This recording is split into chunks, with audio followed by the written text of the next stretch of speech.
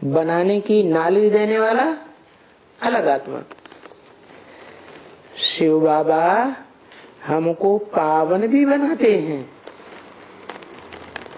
क्या कहा है? भी क्यों लगा दिया?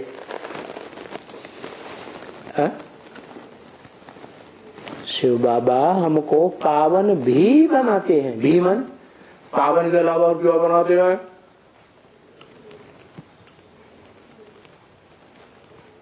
पतित कौन बनाता है? जो पावन बनाता है वो है। टाइम दोनों का अलग अलग है कि एक ही टाइम है?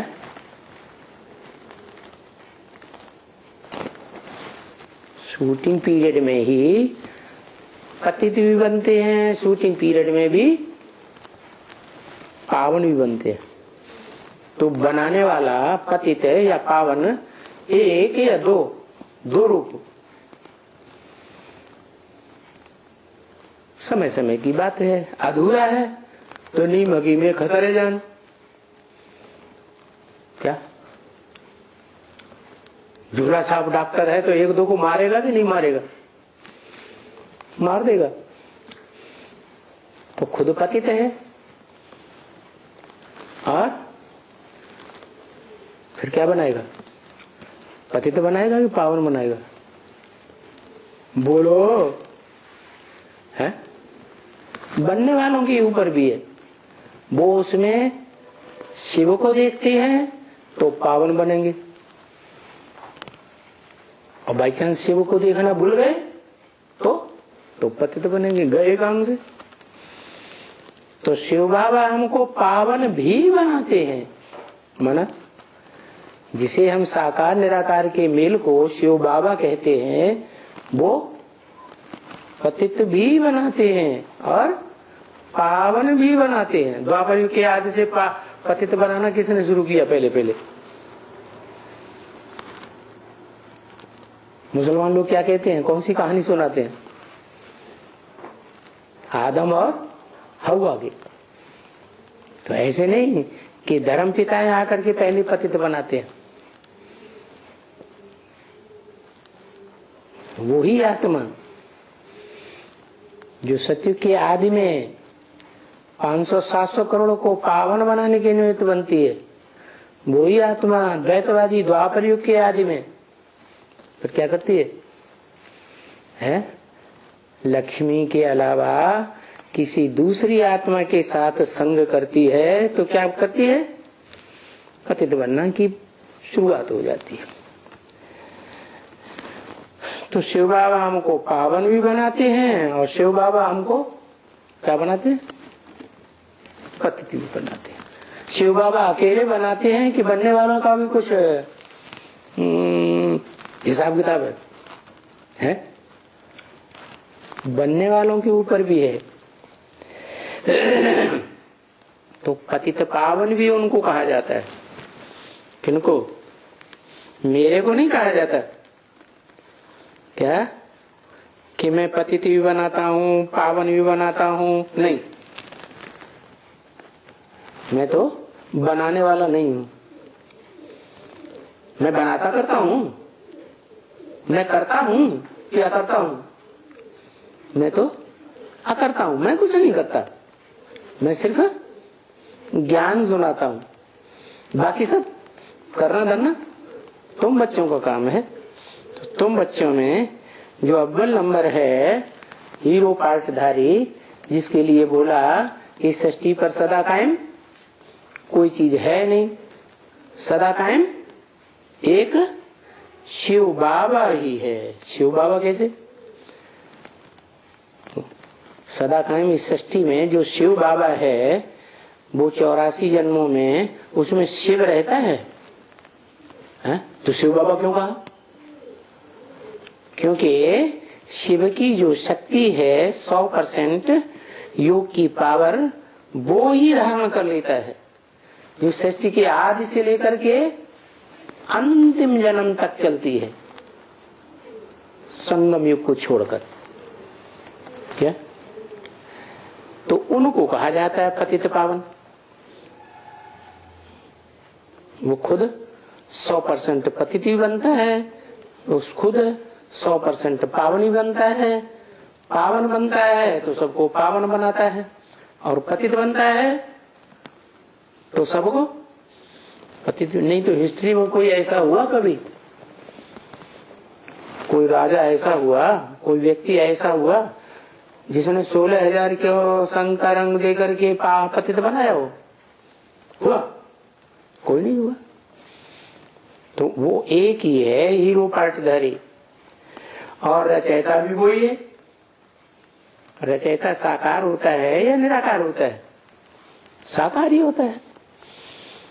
तो रचना के आदि मध्य अंत देखो, जो रचयिता होगा उनको मालूम होगा ना। रचना के आदि मध्य अंत का उन्हीं को पता होगा। मेरे को पता नहीं होगा क्या है? आदि से मध्य कैसे होता है, मध्य से अंत कैसे होता है? तो द्वापर के मध्य में मैं कहाँ होता हूं?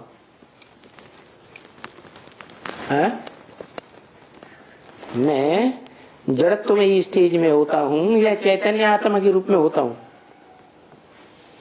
परमधाम में आत्मा जड़त्व रूप में रहती है या जानकार रूप में रहती है? कैसे रहती है? जड़त्व में स्टेज में रहती है। तो उनको ही मालूम होगा कि मध्य क्या होता है, आदि क्या होता है, सत्य के आदि में, और अंत में क्या होता है। रचना के आदि मध्य अंत की बात रचयिता को पता होगी। देखो, ये जैसे बाप है,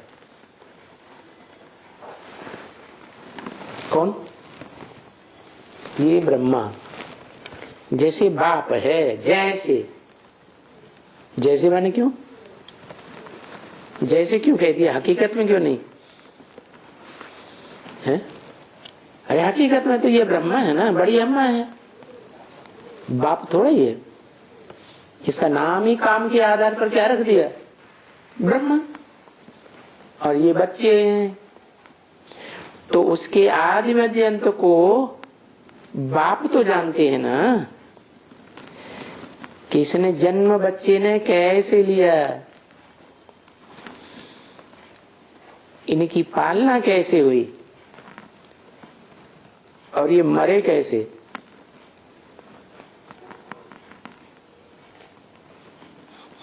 है? बाप मरना भी देखता है क्या? हाँ, कोई कोई बच्चे हैं जो बाप के सामने ही मर जाते हैं। तो वो बाप जो मनुष्य सृष्टि का बेहद का है, वो जानता है हर मनुष्य आत्मा की आदि मध्य अंत को, कि कैसे इनका जन्म हुआ, कैसे मध्य हुआ, और कैसे इनका अंत होता है। वो तो बाप तो जानते हैं ना, आदि मध्य अंत। कौन सा बाप जानते हैं? है निराकार या साकार? आदि मध्य अंत कौन जानते हैं? निराकार जानते हैं या साकार जानते हैं? निराकार। अभी तो बताया है, वो मध्य में कहाँ जानने वाला है? जब मध्य होता है सृष्टि का, तो परमधाम में होता है या इस सृष्टि पर होता है? परमधाम में। परमधाम जड़ है, और वहां रहने वाली आत्माएं भी जड़त्व में ही होती हैं, घोर निद्रा में सोई हुई होती है, रेस्ट लेती हैं, या जागृत होती है? अरे 3 अवस्थाएं होती है ना। सुसुप्ति, कुछ याद नहीं रहता, जैसे मरे पड़े। फिर स्वप्न, मरे हुए नहीं, मुख से कभी कभी कोई बुदबुदाते भी है। कोई कोई ऐसे होते हैं कि सोते सोते उठ करके चले जाते हैं और आकर के फिर लेट जाते हैं बंद आंखों में। ऐसे भी होता है। तो स्वप्न में जाते हैं आते हैं, ऐसे तो होता है, लेकिन उनको जागृत अवस्था नहीं कहेंगे। और फिर एक होती है जागृत अवस्था, जागृत, स्वप्न और सुसुप्ति। ऐसे ही मनुष्य आत्माओं की 3 अवस्थाएं होती है। क्या क्या? जागृत इस दुनिया में, सत्युग त्रेता द्वापर कलयुग में जागृत है। फिर संगम युग आता है तो मनन चिंतन मंथन की स्टेज में चले जाते हैं। शरीर यहीं पड़ा रहता है, मन पता नहीं जाने कहां कहां मनन चिंतन मंथन में घूमता रहता है। तो कौन सी स्टेज हुई? सूक्ष्म अवस्था हुई ना, स्वप्नवत स्टेज हो गई ना, मनसा की सूक्ष्म स्टेज, सूक्ष्म वतन। और तीसरी स्टेज है परम धाम में जाते हैं। जैसे स्वप्न भी खत्म, जागृत स्टेज भी खत्म, और फिर है एकदम सुसुप्ति, गहरी नींद। जगते हैं तो घड़ी देखनी पड़ती है क्या टाइम हुआ, नहीं तो पता ही नहीं चलता कितनी देर सोए। अगर जागृत होते तो पता चलता ना, नहीं पता चलता। तो बाप तो जानते हैं ना कि इनका जन्म कैसे हुआ, इनकी पालना कैसे की गई, और ये मरे कैसे। इस सृष्टि में भी उत्पत्ति कैसे होती है, पालना कैसे होती है, और फिर ये सारा सृष्टि का विनाश कैसे होता है, ये कौन जानता है?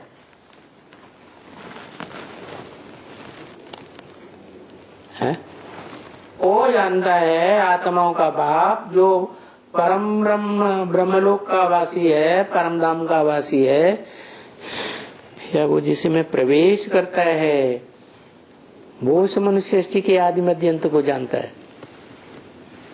कौन जानता है? नीचे वाला बेहद का बाप मनुष्य सृष्टि का, या ऊपर वाला निराकार आत्माओं का बाप? ऊपर वाला जानता है। वो मध्य में आता है, द्वापर में।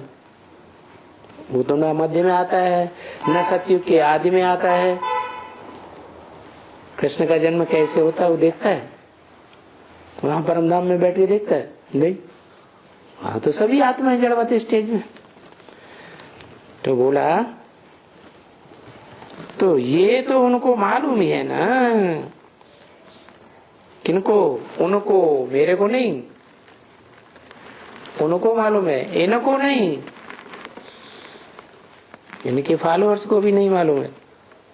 उनको जो भविष्य में आने वाला पार्ट है, उनको मालूम ही है ना कि सृष्टि के आदि मध्य अंत का क्या हिसाब किताब है।